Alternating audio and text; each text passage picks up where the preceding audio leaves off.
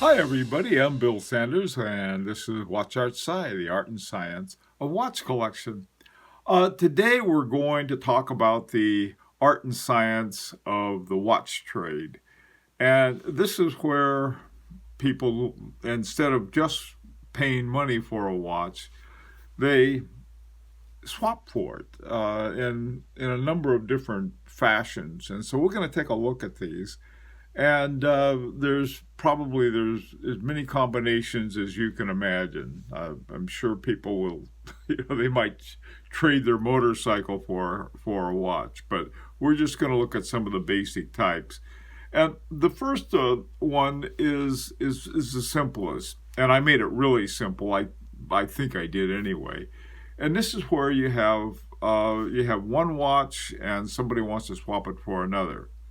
They're roughly right around the same price. They're the same brand, and it's something that could happen. The example I have is a Rolex sub with the date window and a Milgauss, Rolex Milgauss.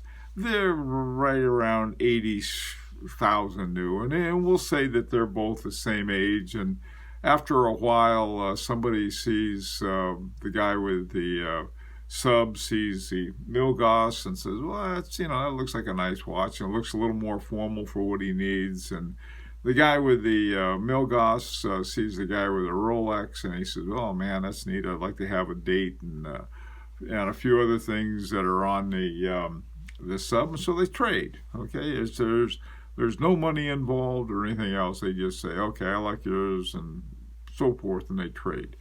All right, so that's the simplest kind of watch trade. Now, the next kind is where you have one person who wants to get a better quality of watch and has a lot of good watches, but they're of another tier, we'll say. And so sometimes a trade will be one watch for many others. The person with this is an example of a new Bovet, Recital 21, and a Rolex Perpetual Oyster, a Audemars Piguet Royal Oak, and an Omega Railmaster. Okay, so we'll say the guy with a lot of watches sort of wants to move up in the world, and the guy with the Bovet he's had the Bovet for a while and wants to get something more informal to say do more stuff with. I don't know. It could be any number of things. Now, the thing of it is that within trades, there's all kinds of other things involved. I've given a couple scenarios: a guy wanting to move up into something fancier, and a guy in something fancy wanting to get something more for, let's say, every day. And how much the cost is, that's all over the map. There's another cost, and we'll talk about that in a little, and that's sort of the personal value. Somebody really wants to, they've got their nice Bovet, and they go to fancy things with it, and it works in there, but it doesn't work as an everyday watch for whatever reason. Same thing with, on the other hand, a guy's got his Audemars Piguet Royal Oak, and that's the nicest watch he has, and he's got a nice Omega, and he's got a nice little Rolex, but they're sort of on another tier, we'll say. So say, okay, well, I'd rather have that than all of these, and the other guy is thinking, well, for all of those, I'll trade this. All right, this next one is another kind of trade, is that where you have a one-for-one trade, but one side or the other throws in some money. Now, this is an example of a H. Moser Tourbillon and somebody with a Panerai Radomir Patamar, one of the new ones. It's a pretty big one. I happen to like it, though. And plus, they throw in some cash to make up the differences in terms of the relative values of the two. And the guy with the H. Moser may be cash short, but also wants a watch, and he likes the looks of the Panerai. The guy with the Panerai really wants an H. Moser, but he knows that Panerai isn't, by itself isn't going to do it, so he's going to throw in some money. Okay, that's another, and the amount and so forth. That's always going to be something that's, I suppose, negotiable. Okay, now this next one is one I've done a few times, and on the one hand, it was, in both cases it was either that or I wasn't going to get the watch. I did a trade in, and probably on the two watches I traded in, I probably each one of them maybe cost me a extra $1,000, $1,500 or so more than I could have got it for, like if I'd gone out on Chrono 21 or something like that. But sometimes you need the money. And so you take a watch that you're going to trade in. Now, the example I have here adds another dimension to a trade in that you can do sometimes. And this is where, guys, he's got his pilot watch, his Pilot 20 from Zenith, and he wants a Patek Philippe Calatrava Pilot. Those things are really expensive. Now, the thing about Patek Philippe, the guy running who's the AD, the Patek Philippe AD, doesn't want to lose Patek Philippe. And there's a certain pricing that Patek Philippe says you got to charge this much for this watch. No discounts on this. And that's the way they keep the price up. And they got about 100% markup. So if somebody's buying a $20,000 Patek Philippe, the dealer cost was $10,000. So I mean, there's a huge markup. So even if you give a discount, you're going to still have a nice profit if you're a dealer. But if there's evidence that happens, you can get in trouble. Well, that's the nice thing about a trade-in.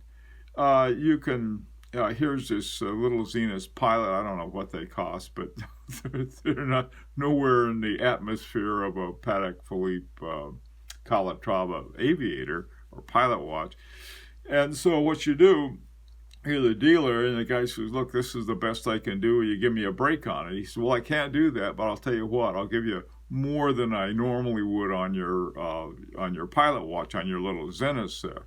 And so so a trade-in can actually be worth quite a lot more than it would any other way. The way I did it, not so good.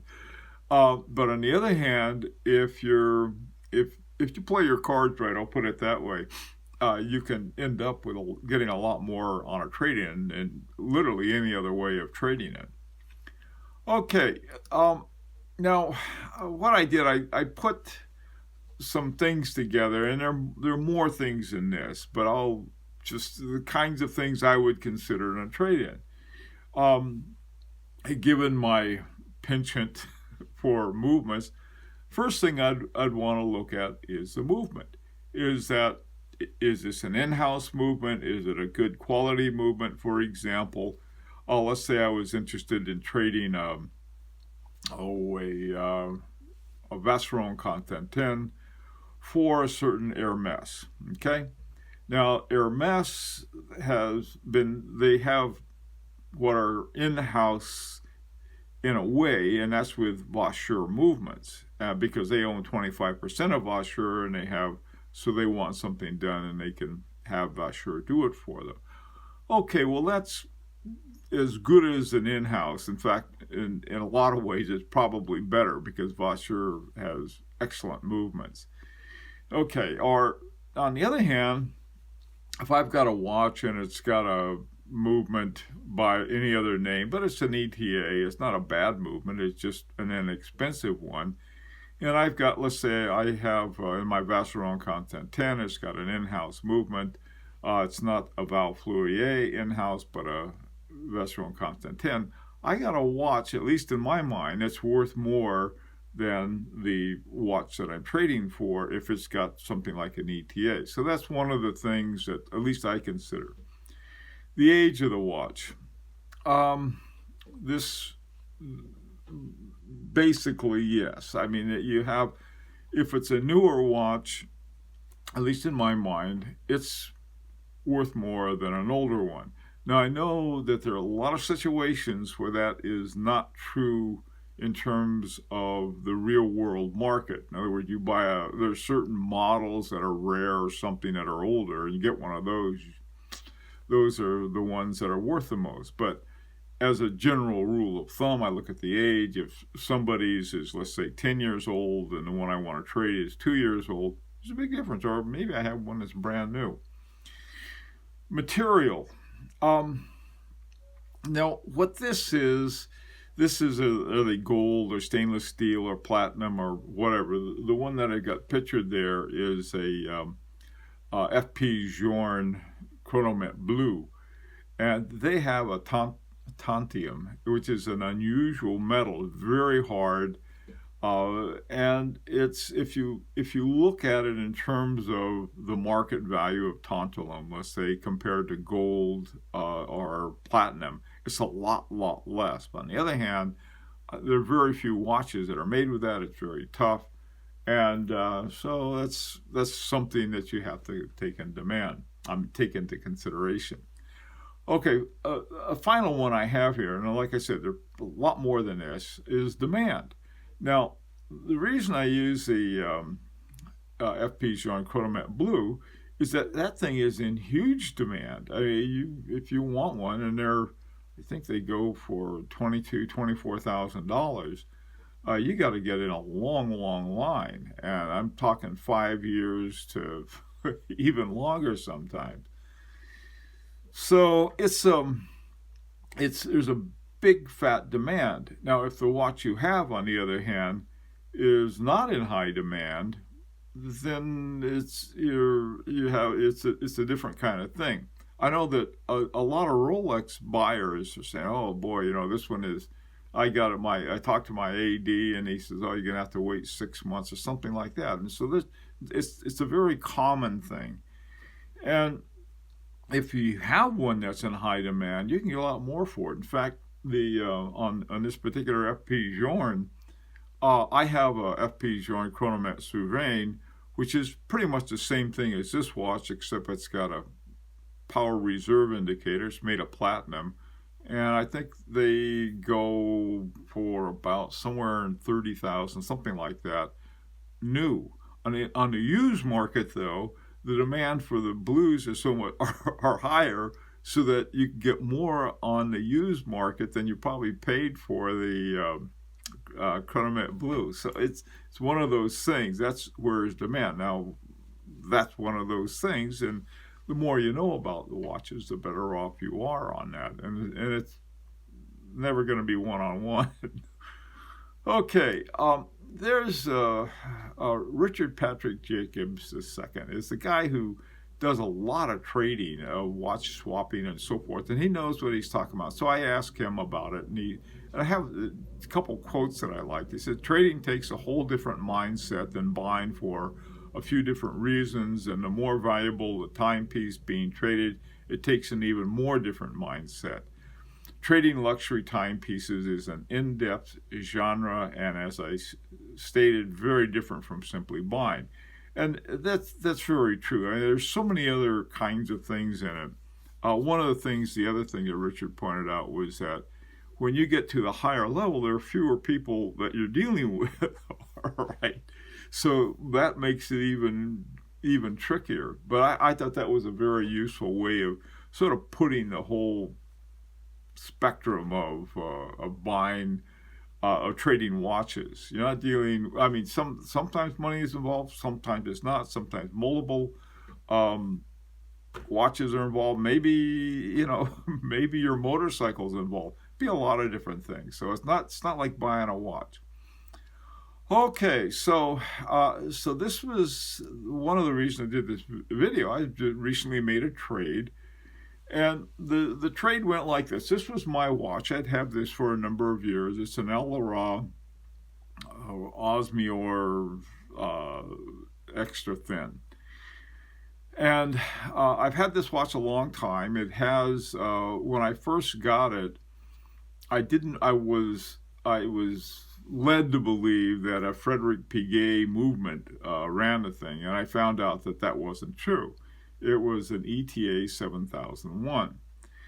Now, the guy that told me this had been a former judge of the Grand Prix d'Horlogerie, and this guy knew what he was talking about. So he opened it up for me and saw it says, he says, this is actually, it's a pretty good movement. I mean, it's just, of all of the movements that ETA has, this was one that they picked up from buying other ones. This had been a Pazu 7001. They simply changed it to an ETA 1001. I think maybe they changed the gear or something. They really didn't do a lot to it. But the other thing that bothered me about it was that it was much smaller than the full size. Now, on the other hand, this thing has a ton of gold in it. I mean, there was the guy who, the judge said, that thing, they just don't put as much gold in watches like that anymore. And that's because this was from 2001, and it had gold at that time was around $200 an ounce. Today it's around $1,500 an ounce. So, you can afford to put more gold in it. So on the one hand, and he did say that was one of the better movements. And when I looked up the ETA movements, they had it in their second tier of they have just sort of mechanics, and they have, I forgot, some kind of mechanic special for the better movements. Now, the watch that I was going to trade for has a Soprod movement in it, but it was stainless steel. But it had some other features that I liked about it, and some were built into it. So let's take a look and see what I traded for. Okay, today we're having an unboxing, so I'm going to start up here. Now, this looks like this has been opened already, which may mean that Customs opened it up to check it, so that can happen. Make sure that what was in it is what you said was in it. So I'm going to open this bad boy up.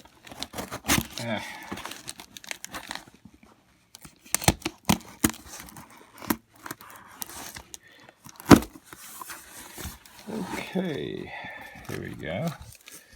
Ooh, popcorn everywhere. You gotta be careful of that stuff, that'll get all over the house. Okay, let's see. Popcorn everywhere.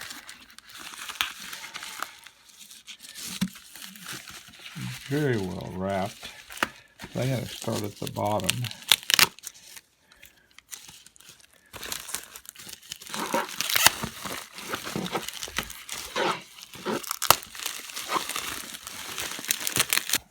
Okay, Christian Vanderklaar.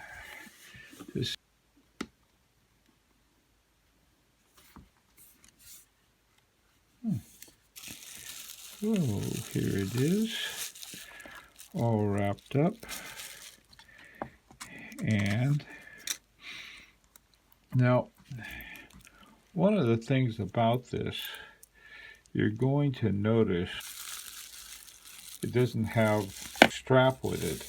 And the reason for that is pretty simple, is that really crazy. The straps have to have something called CITES, C-I-T-E-S. It's a good thing. It's to protect endangered species, so it stops things like ivory and so forth. The problem is that they really don't have much of a system for individuals who trade watches like this is.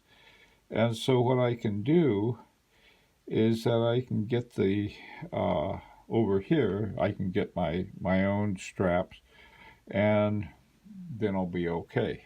Okay, well, as you can see, I got a Christian Vanderklaar, and the thing about it is that when I got it, it didn't have a band with it, because it was sent from from overseas. And when you do that, as I pointed out, is that unless you have your Seitz paperwork, they will hold up the watch and everything else. And so the best thing to do is have the watch and the band sent separately. And so if things get held up, your band will, the only thing you're not going to get is a band. You can always get a new band, wherever you are. In the U.S., for example, where I am. In this particular case, the band arrived just fine later on. And they're perfectly legal. It's one of those Seitz things, though. I mean, wasn't smuggling like smuggling ivory or something like that, but it's simply a way to do it. Well, okay, now I'm happy with the trade. The person that I traded with is happy with it. We're still friends. And that's another important thing. You want to stay friends with the person you traded with. I had my watch serviced and polished before I sent it off. And so that was something but there was an age difference. This one ended up brand new because the person I traded with had ordered one with a moon phase, but it was going to take a while, and so he got this as a gift with the moon phase on it. And so it's like, so anyway, so he was interested in trading it, and this is it's a watch I just love. So everything worked out well. Comments, love to hear your comments, and what I'd really like to hear are your experiences with trading, good ones, bad ones, just sort of your views on trading. I really like to hear that. And of course, this is always an opportunity to subscribe if you like. And until next week, this is Bill Sanders for Watch Art Sci, the art and science of watch collection.